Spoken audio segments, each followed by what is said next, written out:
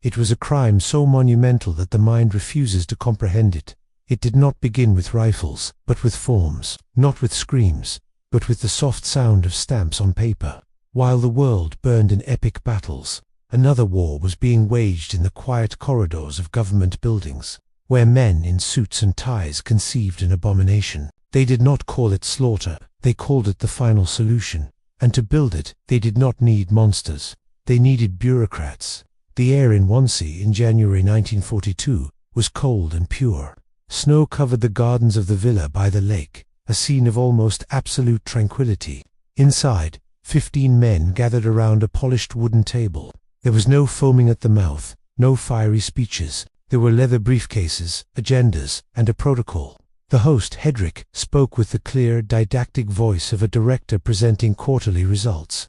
The Jewish question, resettlement in the East, the possibilities. The language was coded, a veil of euphemisms over the abyss: evacuation, labor, special treatment. And when the word extermination hung in the air, it did not need to be spoken. It was implicit in the coldness of the numbers, in the terrible logic of the presentation. The meeting lasted less than 90 minutes. Afterwards, the men had lunch. Cognac and cigarettes. Evil had no smell. It tasted like a good lunch after a day's work, and the machine began to turn. A gear of steel and paper that stretched across the entire Reich. In Berlin, in Adolf Eichmann's office, the dossiers piled up. He was the metronome of the genocide, a man who saw human beings as logistical problems. How many trains? From which cities?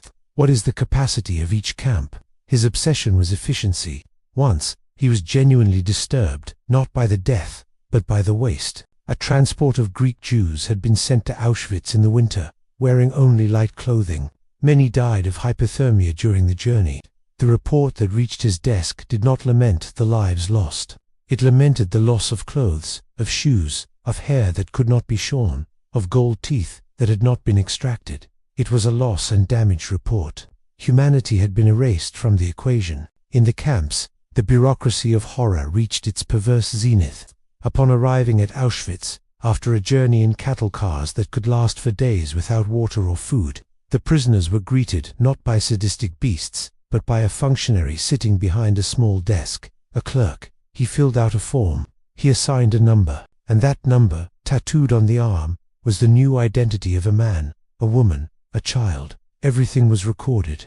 Their arrival, their confiscated belongings, the glasses, the wedding rings, the children's dolls, their labor force, and finally, their death. Even the cause of death was meticulously falsified. Heart attack, pneumonia. The lie was an integral part of the process. Appearances had to be kept up, even in the face of the abyss. The camps themselves were factories, and their product was death. The engineers of Topf and Schnee, a respectable family firm, designed and improved the crematoria furnaces. Their technical drawings, clean and precise, specified the body capacity per hour, coal consumption, the resistance of the refractory bricks. They discussed the best way to distribute heat for more efficient combustion. It was industrial engineering applied to annihilation. While their furnaces burned in Auschwitz, they sent polite letters to the camp administration, concerned about overdue payments for their invoices and suggesting technical improvements to increase output. The Holocaust was also a public-private partnership. And within the gears, there were the functionaries, ordinary men who, at the end of the day, returned home, hugged their children, listened to music. The commandant of Auschwitz, Rudolf H. wrote in his memoirs about the initial difficulty of seeing those transports, of hearing the screams. But, he explained, even the hardest duties become routine with time. The conscience, he said, falls asleep. His greatest concern was not moral. It was practical. How to carry out Himmler's orders to exterminate the Hungarian Jews quickly and orderly, without clogging the gas chambers and overloading the crematoria.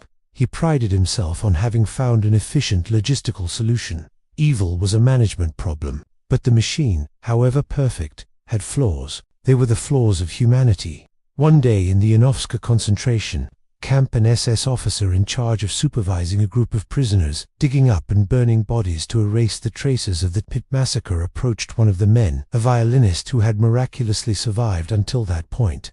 The officer did not shout at him. He did not beat him. He whispered to him, in a voice almost of confidence, "You will survive. You must survive. You must play the song I am whistling at my commander's funeral." And he whistled, softly, a melody. It was a waltz. In that absurd instant, at the epicenter of hell, the bureaucracy of extermination was interrupted by an act of sentimental madness. The man survived, and he played the waltz at the funeral. The machine was powerful, but it was not omnipotent. The human spark, however distorted, still glimmered in its cracks. The end of the war did not immediately dismantle the machine. It dismantled itself, swallowed by its own logic. When the Allies approached, the orders were to destroy all documents, all records. The bureaucrats of terror, who had recorded everything, now began to meticulously burn the papers. It was the last administrative task. Eichmann, in his last days of freedom, spent hours compiling final lists, organizing his own escape with the same obsession for detail that he had applied in organizing the transports to death. The machine, in the end, turned against its own creators, demanding that the evidence of its functioning be erased. But the smoke from the furnaces and the smoke from the burning archives mingled in the air of Europe. It was the smell of a system trying to disappear. And when the gates of Auschwitz were opened, what the world saw was not just the piles of bodies, the skeletal survivors. It was the warehouses, the piles of glasses, twisted and muddy, the mountains of children's shoes, of different colors and sizes, the eyeless dolls, the hairbrushes, the prosthetics.